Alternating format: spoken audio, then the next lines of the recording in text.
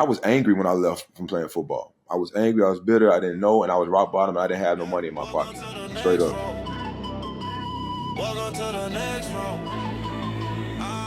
So where you are now, Mm-hmm.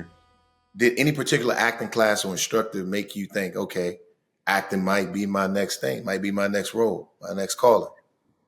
Yeah, I'm not sure if there's any acting coach that made me feel. I think there was something that kind of in me, but it still takes a long time. Like, I say the phrase that I think acting probably saved my life. I was coming out of football. You know, we were at a time, at the time, mental health wasn't priority. It wasn't spoken about. A lot of things we were talking about therapy, even though our union or NFLPA and everything, therapists weren't in the play when I came out of the NFL. And we used to hear all the horror stories, unfortunately, about how, athletes transition the period. And that's what I was going through. And I had a horror, that was like my rock bottom going through my transitional period. A lot of people don't know that, but 30 years old, football being taken away, you still want it.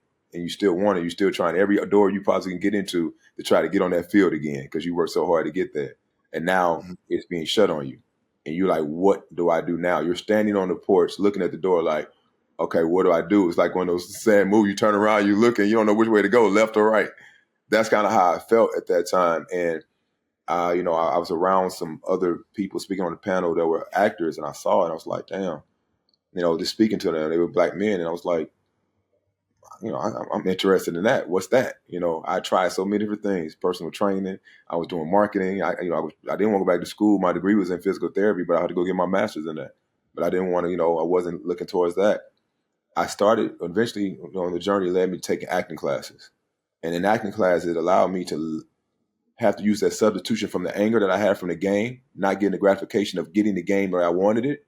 You know what I mean? Like playing the game where I wanted, being on the team where I wanted, getting all the games, being active roster more than just being on practice squad. Like acting allowed me, I was angry when I left from playing football. I was angry, I was bitter, I didn't know, and I was rock bottom, and I didn't have no money in my pocket.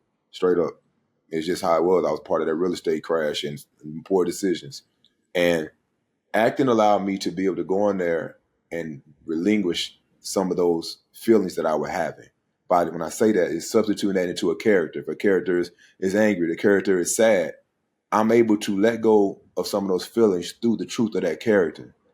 And that helped me so much where I wasn't carrying that burden and carrying that anger and that bitterness in my everyday life. Because you know this, Vernon, we can't walk around as angry black men. We 6'4", 50 pounds, muscular. We can't walk around like that. We got to put a smile on our face half the time when we don't even want to smile. And acting and therapy in general for anybody out there is not just acting. Use it because you need to be able to know who your authentic self is. You need to be your true self, and you need how to be able to know how to conduct yourself in this world because this world is so much and we carry so much on our shoulders. Yeah, no, you're right. And a lot of times, man, I think about this whole craft, man, as I've gotten into it, and I've been doing it for about almost 6 years now. And, the more I do it, the better I get. And it's like anything else, you're working on the craft and you're learning more about yourself in every project that you take on. But I don't know if it should be called acting because, like you said, the anger and all that thing, you learn to use it in your work. Because it's real. You know what I'm saying? It ain't really like acting, really. It's like, once you understand, it's like, this shit is real. Like, this is real. Like, you know what I'm saying? Yeah, people are acting in their everyday life. When we doing those things, we ain't no longer acting no more. That's like the truest you possibly can be, whatever situation that character is in. Man, I'm telling you, man, it's a special thing. It's a beautiful thing as you continue to stay consistent at it. And a lot of times, too, I get a lot of people come to me and they want to do this, they want to do that. And you probably get the same thing. You probably get a lot of athletes coming to you. How can I do this? How can I be in this? I want to be a part of what you're a part of, right? Yeah. You know what I'm saying? But they don't see the work that you're doing. Like you just said, you took an acting class. Yeah. You auditioned. You've been a part of, Lucifer, Supergirl, all these different genres and, projects, but you putting in the work, my man. Like you boots on the ground. You in the right spaces. You hang around the barbershop long enough, you're gonna eventually get a haircut.